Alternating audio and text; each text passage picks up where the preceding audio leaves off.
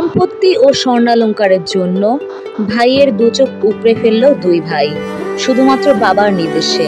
প্রিয় দর্শক, এমনই এক হৃদয় বিদারক ঘটনা ঘটেছে বরিশাল মুলাদী উপজেলায়। বরিশালের মুলাদীতে গচ্ছিত রাখা টাকা ও স্বর্ণালংকার ফেরত চাওয়ায় বাবার নির্দেশে দুই ভাই মিলে অপর ভাইয়ের দুই চোখ উপড়ে ফেলার অভিযোগ উঠেছে। শুক্রবার 22 আগস্ট রাত 11টার দিকে উপজেলার নাজিরপুর ইউনিয়নের সাহেবচর গ্রামের আশেদ ব্যাপারীর বাড়িতে এই ঘটনা ঘটে। আশেদ ব্যাপারীর মেজ ছেলে রোকন ব্যাপারী ও ছোট ছেলে স্বপন ব্যাপারী মিলে সেজ ছেলে সিরাজুল ইসলাম ওরফে রিপন ব্যাপারীর দুই চোখ উপড়ে নেন বলে জানান স্থানীয়রা। রোকন ব্যাপারীর কাছে গচ্ছিত রাখা 35 লাখ টাকা ও 20 ভরি স্বর্ণালংকার ফেরত চাওয়ায় রিপন ব্যাপারীকে মারধর করে চোখ উপড়ে নেওয়া হয়েছে বলে দাবি করেছেন তার ছেলে।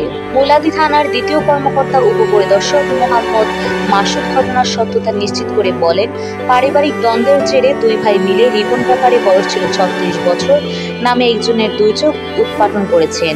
ঘটনার পর স্থানীয় লোকজন আহত রিপনকে উদ্ধার করে গৌর নদীর আশুকাঠি হাসপাতালে ভর্তি করেন।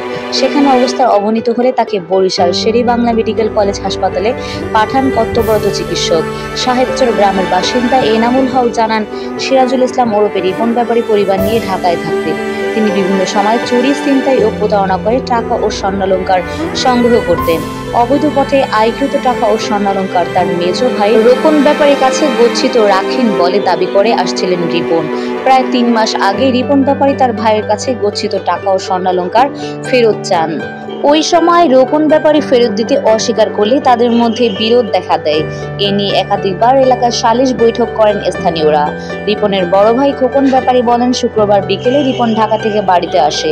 তিনি মেজ ভাই রোকন ব্যাপারীর কাছে টাকা চান, কিন্তু তিনি টাকা দিতে অস্বীকার করলে দুই ভাইয়ের মধ্যে কথার কাটাকাটি হয়। রাত 11টার দিকে রিপন বাড়ি ফিরলে আবার তাদের মধ্যে ঝগড়া হয়। এক পর্যায়ে তার বাবা আশেদ ব্যাপারী ক্ষিপ্ত হয়ে রিপনকে মারধর করে চোখ উৎপাটনের নির্দেশ দেন। রিপনের চিৎকারে পার্শ্ববর্তী বাড়ির লোকজন গিয়ে তাকে উদ্ধার করে হাসপাতালে নিয়ে আসেন।